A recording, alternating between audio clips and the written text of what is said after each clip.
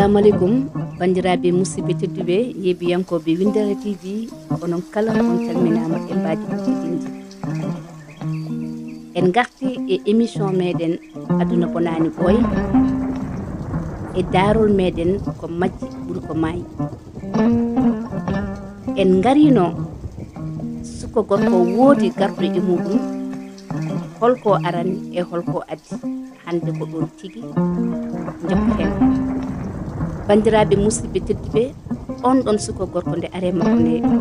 wiima an de bamma wonko jogini kam won ko desnuno momi ɗum noon ɓaade o sankimo ala ɗo ko jawdam garanmi ni woni o namdimo ko hoɗɗum on sifanimo o totti on kala e saaha wooda e garɗo e makko tan wiyamo an bamma ene jogini kam o itta o totta o woori noon ha jawdi ndi gasi ha laaɓi ha wi ceer hay ko ɓe ñaamiɓe ngala o jooɗi o andi e hoore makko o noddi joom suudu makko o yewtide muɗum o haalnimo haala ka no sifori ni no mbirumi on ni o wi konko noon o wawa wurde e ngoɗo wuuro babilaɗo ene jogino jawdi machallah kala joginoɗo haaju so ari o humtan ɗum haaju mum joni jawdi gasi ha laaɓi ha wi ceer konko o wawa joɗirade ni ko jiɗɗo yaltude leydi ndi ni woni joom suudu makko wimo ɓaadi ko noon mbiɗa baba galle goppen ha jamma taw jengi haydara dillata e jaltina wuuro ngo ɓuuri hewde suturo e yaltirde ñalawma o wi aha o jaaɓi ni woni jamma jengi ko de ñaari haydara nanata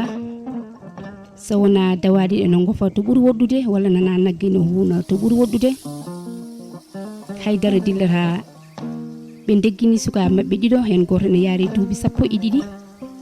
hen goto ene yaari e duuɓi 10 hankanti o fiɓi koɓe yaltoɓe leydi ndi ɓe jeehi ndeysan haɓe jalti e leydi ndi ala ko heddi so wona soynade hankanti wuuro o wi jooɗoɗen ɗo hen wooda ko jewtidɗen wooda kadi ko mbasirima on ni woni joom suudu makko jooɗi o jooɗi e afumaɓe ene yaari e duuɓi 12 e dawɗo hen o ene yaari e duuɓi 10 kono kañumne ko ɗaninoɗo o wi jinmi ko jewten saabu eɗen gandi ko itti en e to gummiɗen to ko babam faggino jawdi machallah jawdi ndi kala e saaha wooda garɗo tan wiya babam ne jogini ɗum jawdi makko yihi foof koye ñamade yoɓirama ha laaɓi ha wi ceer mi wawa wurtude e gonɗon wuuro saabu gonɗumi koye fasɓam mi yiiɗa kadi wiye jawdi babam ndi ko ñamade wonno ɗum noon moni kala yo ren ɗemgal mum moni kala yo ren sirlu mum woto aduna wel ha kalton woto aduna kadi muus ha kalton oto hay goto andu ko itti en to gummunɗen to ndenen sirlu meɗen ko ɗum tan woni ko mbasirima on joom suudu makko wi inchallahu rabbi ko kalɗa ɗo henno ko mi jaɓinima mi firtata aadi mi haltata te mi nawrat ɗum ñande yanadam ko to nawranmi ɗum kono mi yaltintami o haalanta ɗum hay goto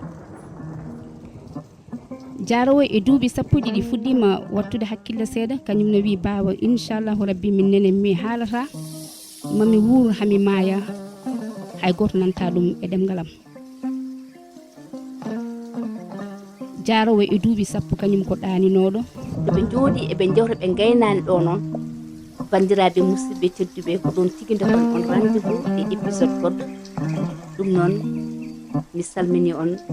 yeebiyankoɓe Windere TV ha saaha goɗɗo kadi e daaro men ɗumgol